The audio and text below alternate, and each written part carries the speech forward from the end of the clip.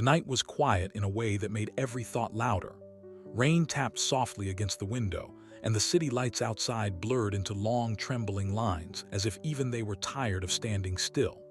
He sat on the edge of his bed, hands clasped, staring at nothing in particular. Life at this moment felt like a long corridor with no visible door at the end.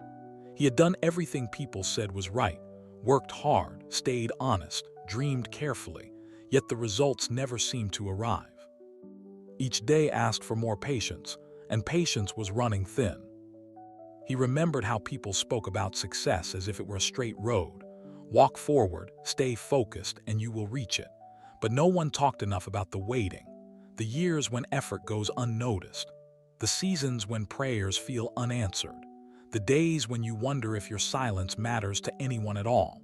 In those moments, patience does not feel like a virtue. It feels like a burden placed on the shoulders of the already tired. Growing up, he had been told stories of strong people, heroes, leaders, legends. They always appeared fearless, decisive, and victorious. What was rarely mentioned was how long they waited in the shadows before the world learned their names. As a child, he imagined leadership as a loud thing, full of applause and certainty. As an adult, he was beginning to understand that true leadership often begins in quiet endurance, when no one is watching, and quitting would be easier than continuing.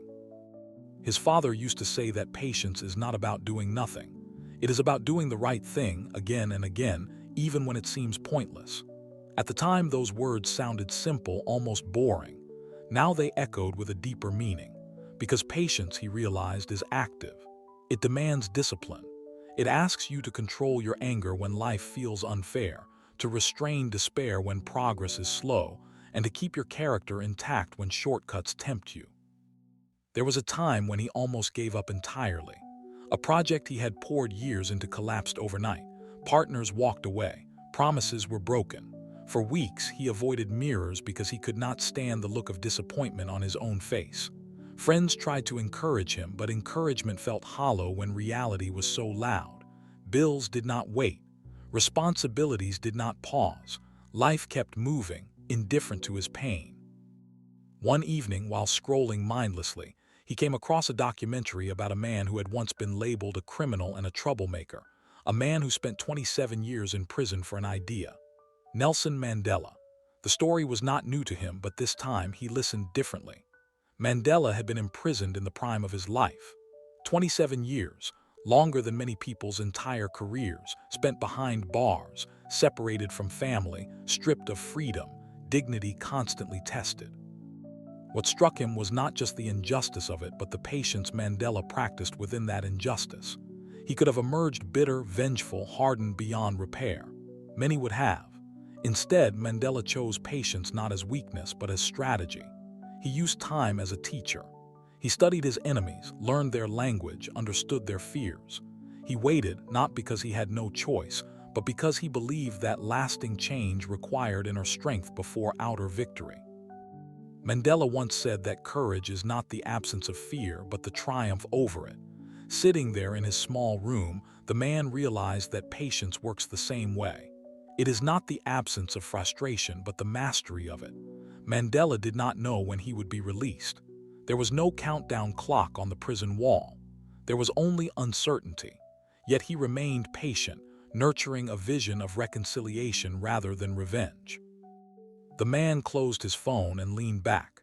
If someone could wait 27 years without letting hatred consume him, what did that say about his own impatience after a few hard years? This thought did not erase his pain, but it reframed it. Maybe his waiting was not wasted time. Maybe it was preparation. Days turned into weeks, and he began to change small things. He stopped measuring his life by quick results. Instead, he measured it by consistency. Did he show up today? Did he improve even slightly? Did he act with integrity even when no one rewarded it? These questions became his new compass. Patience, he learned, grows when you shift your focus from outcomes to actions. There were still bad days. Patience does not mean happiness every morning. Some mornings he woke up heavy, doubting everything again. But now, instead of fighting those feelings, he acknowledged them and kept moving. He learned that patience includes patience with yourself, allowing room for weakness without surrendering to it. He also noticed something subtle but powerful.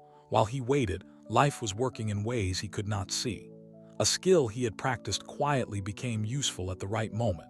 A connection he had made years ago resurfaced unexpectedly. An opportunity appeared that required exactly the resilience he had developed through hardship.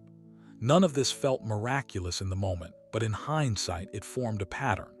Waiting had not been empty, it had been shaping him. Mandela's story continued to guide him. When Mandela was finally released, he did not rush recklessly into power.